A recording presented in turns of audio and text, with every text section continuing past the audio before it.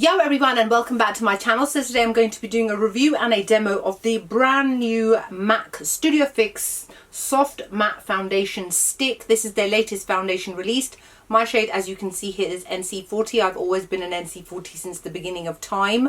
I actually bought this when I was at the Eaton Centre in Toronto, and I was not having a good day trying to find foundations that just didn't exist or hadn't been released or whatever. Walked past MAC and I was like, I'm determined not to leave here without at least one foundation. So I dragged myself into MAC and I bought this. So this retails in the UK at £27. Obviously I paid less because of the conversion, etc. Let me just read to you what their claims are off the website. FYI, an NC40 is described as medium beige with golden peach undertone for medium skin. I don't know if I completely agree with that because, well, whatever. I've been using it for long enough to know, and I know my own skin tone, that I ain't got golden peach undertones, but I just bought the standard shade, which I always am, and I colour matched myself just in case, because sometimes a lot of brands are not consistent with their shades. I tried the shade NC40 and NC42. My cousin was with me and she pointed to this one which matched my neck. My tan has pretty much faded now. I also exfoliate my face a lot, so there isn't much of a tan going on. So their claims are that it is available in 33 shades for ultimate self-expression. It says, discover the latest innovation in our iconic Studio Fix range. Achieve buildable, medium coverage and a natural matte finish that lasts for up to 24 hours. And it says their key claims and benefits are long wearing 24 hours, instantly hydrating, stay true color 24 hours, non-poring 24 hours, non-caking 24 hours, non-streaking 24 hours, non-settling, non-creasing for all skin types. To apply it, it says directly to the face, blend evenly with finger, sponge or brush. To prevent breakage, twist up slightly to reveal the amount of product needed per use. And the reason they say that is because, well, firstly it comes obviously in this, and then as it is a stick foundation, it comes in just a standard black soft matte kind of stick, and then you wind it up and voila, there is your foundation. Now I've used this quite a few times since I returned from Canada, and I've been using it throughout the week in various different types of temperatures. The temperature in London at the moment, we're in the middle of September, is very up and down. Like today is 25 degrees, it's beautiful, warm, lovely, but it's also been kind of cool, it's been a little bit humid, so I have been able to wear it in a variety of different environments. Now I've got my own little review which I do write down in my Samsung notes on my phone just so that I can keep myself up to date, and I have written about it: medium coverage, even natural matte finish, feels slightly tacky even after powder and throughout the day. Hour 6 T-zone shiny and oily looking, starting to look greasy, so it's not at all for oily skins, and they claim it's for all skin types. Hour 11 shiny but not separated, so that's the only thing. Another thing is that it does oxidize, and they have written stay true. What have they written? Stay true color 24 hours. No, it oxidizes quite quickly. Even though I am a standard classic NC40, you will see once I apply it to my face, it looks like I've got a slight tan going on after a little while because it has started to oxidize on my face. This I would probably give a 6 or 7 out of 10. I'm really not that impressed with it. I did think that maybe it would hold up like the Studio Fix foundation, which has always been a classic in so many people's makeup bags throughout the years, even before all these other brands that are out there nowadays existed. Now I know that a lot of people don't like Studio Fix because it breaks them out. I've never been one of those people, but Studio Fix is always a foundation which has been a go-to of mine in the past. Not so much these days because I own so many foundations because of my channel. I've actually got a brand new one upstairs, let's not even talk about it. And they say it's instantly hydrating. Well, I wouldn't really say it's instantly hydrating. I've got my moisturizer on my face.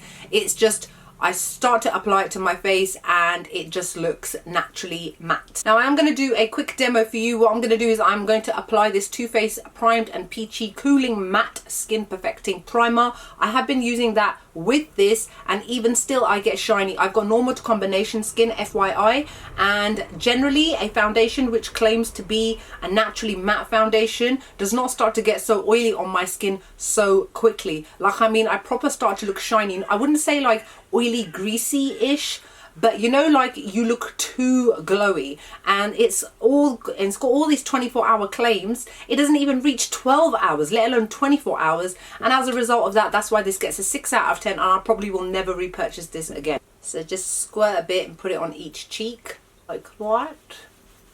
remove the nose stud, which I always forget to do, and my chin area. So paying particular attention to my T-zone. And obviously I need to use something which is mattifying, knowing the fact that this starts to get oily on my skin quite quickly. Alright, so what I generally tend to do is I kind of draw it all over my face. It's medium coverage. I tend to prefer full coverage foundations. I would not call this buildable really. I just find that it remains as medium coverage. Now, I don't know if you can see, you probably can, you should be able to. This is a HD camera. I've got redness around my nose and I've got redness on my chin and I've got a spot there as well. I'm having some sort of reaction to something at the moment. I am using products to try and sort it out, but this needs to be able to cover it. I've got textured skin, and thankfully this does not sit on the texture of my skin. It does not accentuate any pores. It doesn't accentuate texture. It says non-settling, so I would agree with that. Non-creasing, again, I would agree with that. It just looks shiny on my face. That's the only thing. Yes, it is transferable, and especially when you start to look shiny and you touch your face, trust me, it's coming all off on your hands. So what I generally tend to do, and I don't have any fine lines, so I can't say whether it settles within any fine lines or anything like that, but it does not create lines. Like when I smile, you know, the smile lines, it does not like settle within those lines, so I suppose that's a good thing. So as you can see, I'm quite heavy-handed with it. I've got this brush here, which is the Morphe M439. My apologies, I used it yesterday. I just didn't have any clean brushes. It's only been used once. Dense brushes like this generally tend to work better with stick foundations because obviously they're in a stick formula rather than a liquid one. And if you use a more fluffier, less dense brush, it can be difficult to blend around. I actually find that this blends really, really easily. So that is one layer. Under 60 seconds, it blends out so quickly, so seamlessly and very easily. And everything has got one layer over it. The redness on the side of my nose is not so visible. So that's why I would say that this is definitely a classic medium coverage foundation. My beauty spot is still very, very visible. So again, keeping with their claims of it being medium coverage, but I wouldn't agree with them saying it's medium buildable. I don't really think it's buildable to full coverage. I would just say it's more medium full more than anything else. Obviously, the more you apply, the more foundation you've got on your face, the more likely it is to get shinier quicker and can start to look cakey if you apply too much product on your face. I am just going to go in a little bit extra on my cheeks because that's where I generally tend to have more pigmentation, scarring and redness. And then I'm just going to blend that out just like that, very, very quickly. See, you can see at the moment the colour looks fine, right? Yeah, it looks great. It looks lovely, it looks nice. It looks like it matches everything. But give it about half an hour or so, I will start to slowly get darker, which I don't like foundations that do that, especially ones that claim not to do that as well. That's why you got a 6 out of 10. If you hadn't made that claim, I would have given you at least a 7, but nope. And yes, in case you're wondering, 2 of my things have dropped out. Sad. But you can see my spot on my chin is still quite visible. Even if I put extra on there, it still doesn't cover it completely. Only if I left it like that, but then it's unblended. So I'm just gonna push it in. I don't like to wear concealer on my face either. I believe that the foundation should do the job of the concealer. I've got a little bit of eczema right there. I don't know if you can tell. I had it there as well. It's almost gone. It doesn't cling to the eczema, which is a good thing. And it doesn't cling to any dry patches and stuff, because this redness I've got on the side of my nose and on my chin is also giving me a lot of dry skin, as well as tiny little spots. It's like a weird allergic reaction I've had to something. And it's taking time to settle down. So that's it. Now, it feels tacky on the face and it's coming off on my finger. What I generally tend to do, what I'm going to do off camera, is I'm going to set it with my Nabla Close-Up Smoothing Pressed Powder. Mine is in the shade Medium. And then I'm going to come back with my entire face done, just so that you can see what it looks like once it's A, oxidized, and once it's B, kind of been put together with the rest of my makeup. Okay, I am back and the rest of my makeup is complete. FYI, on my lips I'm wearing MAC's Soar lipstick. FYI, it is nothing like Soar lip liner. Clearly, it's not pink. But anyway, here is what the foundation looks like once it's been set and the rest of my makeup has been put on top.